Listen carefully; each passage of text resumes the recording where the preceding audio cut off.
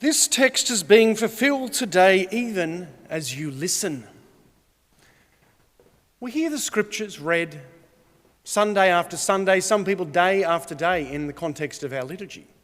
Many of us read the Bible every single day. But how do we read it? How are we meant to read the Bible? It's quite a sort of a unique genre, you could say, is the scriptures.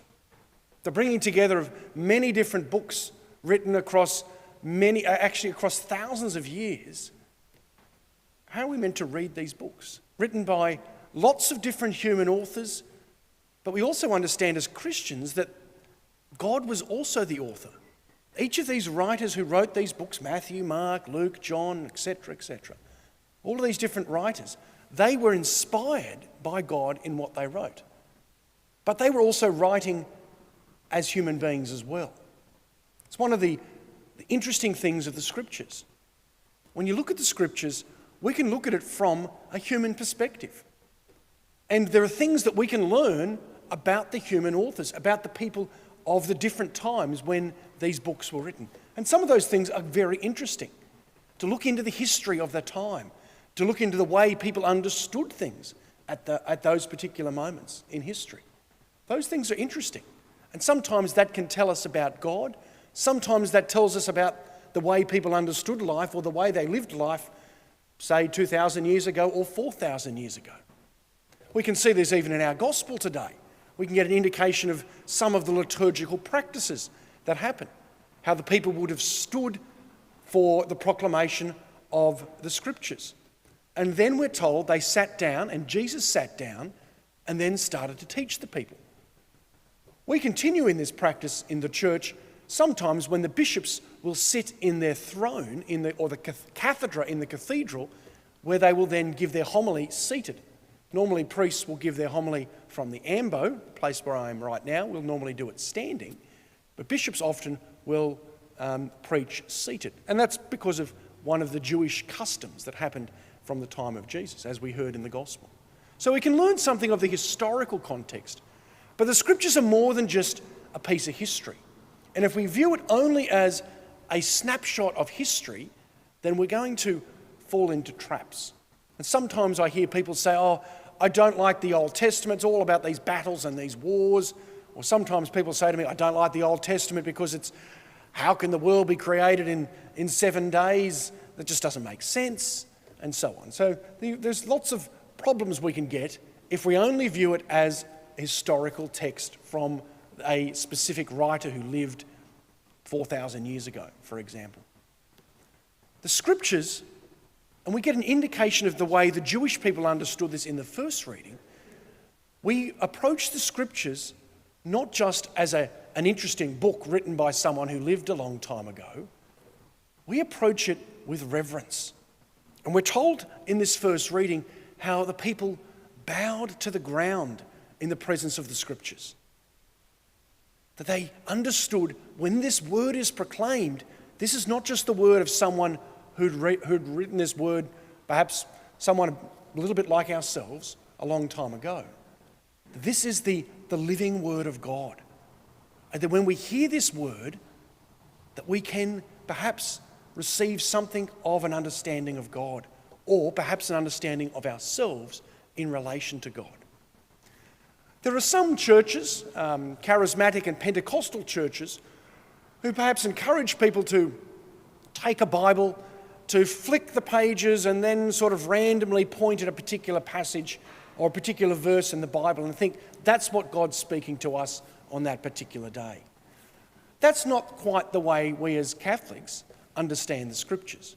We understand that when we come to the scriptures, we should, yes, understand something of the historical context, but we should understand perhaps and try to understand the way Christians have understood a specific passage throughout time. And then we can then perhaps come, as the gospel told us today, that this text is being fulfilled today even as you listen. The scriptures are not just something for the people of the past. The scriptures are for us today as well.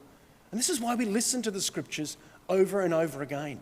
And hopefully during the week, you might take home the bulletin each week and read over the scriptures again, because God is speaking to us through them. And an indication of what God might be speaking to us through them is given through the gospel today as well. Jesus gets up and he reads from the Old Testament, and then he then explains it to the people, how they should be touched and they should then go and live the way of God. This is what Jesus read. And then Jesus brought it to the reality of their lives. Jesus said, "The Spirit of the Lord has been given to me, for he has anointed me. He has sent me to bring the good news to the poor, to proclaim liberty to captives, and to the blind new sight, to set the downtrodden free, and to proclaim the Lord's year of favour." And then Jesus says, this text is being fulfilled today even as you listen. Even as we listen now, this text is being fulfilled. The Spirit of the Lord has been given to each and every one of us. We have been anointed through baptism and confirmation, and then we're called to do a task. We're called to go into the world to bring good news to those who are poor. And those in poverty are not just those who are in material poverty. There are people who are in poverty at the moment in lots of different ways. Psychological poverty, spiritual poverty, people who are living in fear of what's happening in our world or even in our own community at this time. And we're called to be the ones who bring joy and hope and good news in the midst of all this. These scriptures are speaking to us today. They spoke to the people in Jesus' time, and they spoke to people thousands and thousands of years ago. But the scriptures are not just something, a text of the past. They are a living presence of God. And so we love the scriptures, we reverence the scriptures like the Jewish people did in the first reading.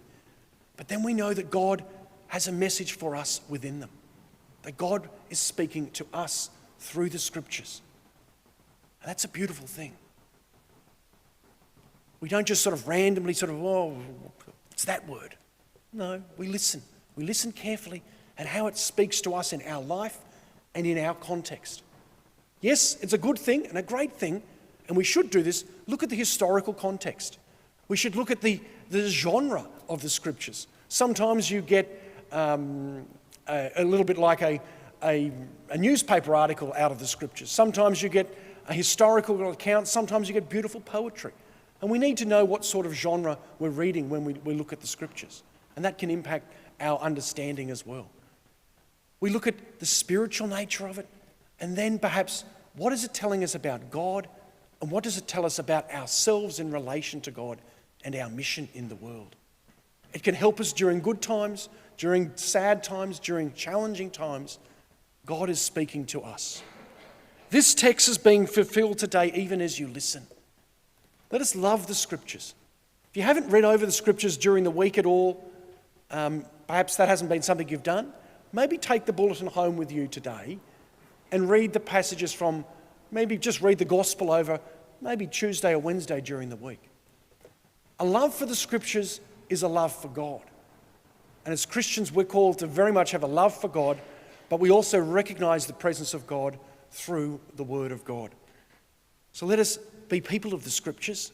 Let us love the scriptures. Let us listen attentively to what the scriptures say, but then allow that to touch us and to then go into the world to proclaim good news to the poor, to proclaim liberty to captives, to the blind new sight, to set the downtrodden free, and to proclaim